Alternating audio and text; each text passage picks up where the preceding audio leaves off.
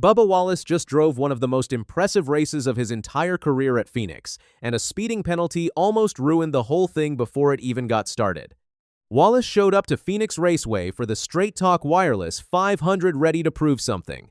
This was the fourth race of the 2026 season and the first one on a real short track with the new high horsepower rules. He had been running strong all year, top 10 at Daytona, top 10 at Atlanta, 11th at COTA. He was sitting second in the points standings.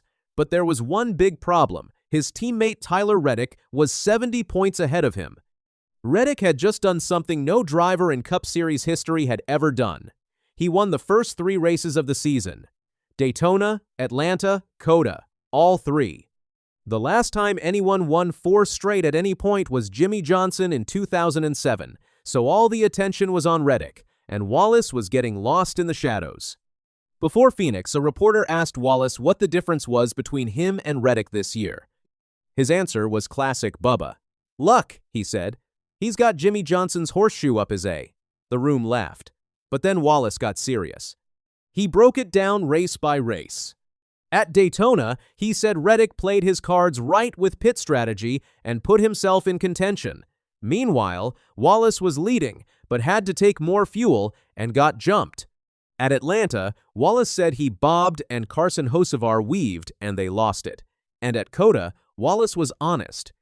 He said, "I wasn't even at the racetrack compared to Tyler." But Wallace was not feeling sorry for himself. He said the speed was there. He just needed to put it all together. Phoenix was supposed to be his chance. Real oval racing. A track where talent and speed matter more than luck. There was just one catch. Wallace qualified 28th.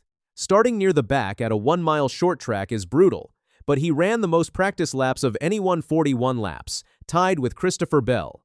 He knew his car was fast, and that is exactly what he did. Lap after lap, Wallace moved through the field. His car was one of the fastest out there. Then came lap 94. Shane Van Gisbergen spun coming off turn 4, and the caution flag came out. Everyone headed to pit road, and that is where everything went wrong for Bubba Wallace. He was too fast coming down pit road, speeding. Just like that, NASCAR hit him with a penalty. He had to drop all the way to the back of the field. All that hard work climbing from 28th? Gone. He was right back where he started. Now, this is where the story gets really good. Most drivers would lose their minds after that, and Wallace has a history with penalties that would make anyone frustrated. Last year at Nashville, he got a drive-through for speeding on pit road. At Iowa, he got multiple penalties in one race. At Richmond, his crew sent him out with a loose wheel. And back in 2024 at Martinsville, NASCAR fined him $100,000 and took away 50 points for something he said he did not even do. So, yeah, Wallace knows what it feels like to get hit by NASCAR penalties, and this one at Phoenix stung because his car was genuinely fast. But here is the thing about Bubba Wallace. In 2026, he is different. He did not panic. He did not lose his cool. He put his head down and went back to work. He started picking off cars one by one. Again, for the second time in the same race. By stage 2, Wallace had driven all the way up to 5th place. 5th, after starting 28th and getting sent to the back for speeding. That is insane. Then stage 3 started and Wallace was flying. He moved up to 2nd place early on. For a moment, it looked like he might actually challenge for the win. But then disaster struck again. Ross Chastain got loose in the dogleg after contact with Joey Logano. He spun across the track and collected Wallace and Austin Cindric in the wreck. Wallace's car took damage. Even with a banged-up car, Wallace held on. He finished 6th, a career-best finish at Phoenix Raceway. His old average finish there with 23:11. Racing was around 21st. 6th is a massive jump. Ryan Blaney ended up winning the race, passing Christopher Bell late. But the real story of the day was Wallace. Starting 28th, getting a speeding penalty, fighting through the field twice, surviving a wreck, and still finishing 6th. That is the kind of race that turns heads. After Phoenix, the standings shifted. Reddick is still leading with 225 points, but Blaney jumped to 2nd with 165.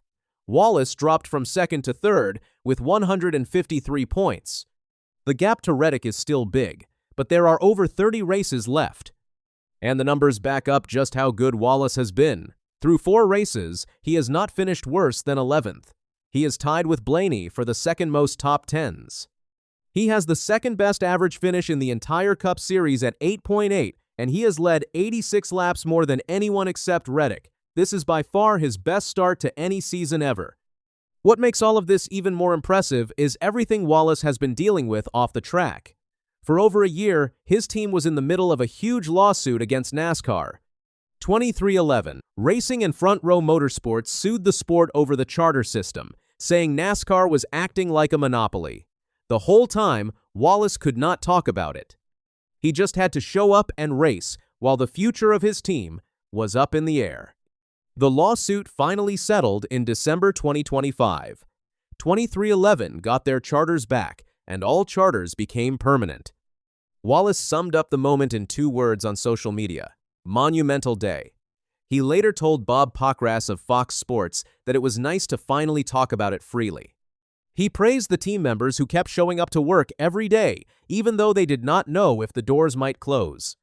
And he stood by the decision to sue, saying, "We want to push for change in a positive way, and if we have to ruffle some feathers, then so be it." Then there was the whole Trump situation before the Daytona 500. Rumors were flying that President Trump might attend the race. Wallace and Trump have history, going back to 2020, when Trump called the Talladega garage noose incident a hoax and said Wallace should apologize. Wallace fired back at the time, saying, "Always deal with the hate being thrown at you with love, even when it's hate from the POTUS." But in 2026, Wallace handled it completely differently. When asked about Trump possibly coming to Daytona, Wallace simply said, "Couldn't care less." He added, "We're here to race." Not for the show. He explained that he no longer makes political posts on social media. Being a dad changed his focus. He said investing energy into negativity is a waste of time. And Wallace is not just talking the talk. He is backing it up with action off the track too. In late February, a young driver named Brad Perez posted on social media that he needed help funding rides in the O'Reilly Auto Parts series. Perez is a 29-year-old who works as a tire specialist and driving coach while trying to make it as a racer. It costs around $35,000 just to get a basic ride in the series. Wallace stepped up and pledged $15,000 out of his own pocket. He posted, "I like Martinsville. I'm in for $15K. Let's get some more funds for my dog here to go race." He tagged Ryan Blaney, Kevin Harvick, and Dale Earnhardt Jr., asking them to help too. Perez said Wallace messaged him at 1 in the morning, and he woke up in shock. He called Wallace a mentor and said the support meant the world to him. That right there tells you everything about where Bubba Wallace is in 2026.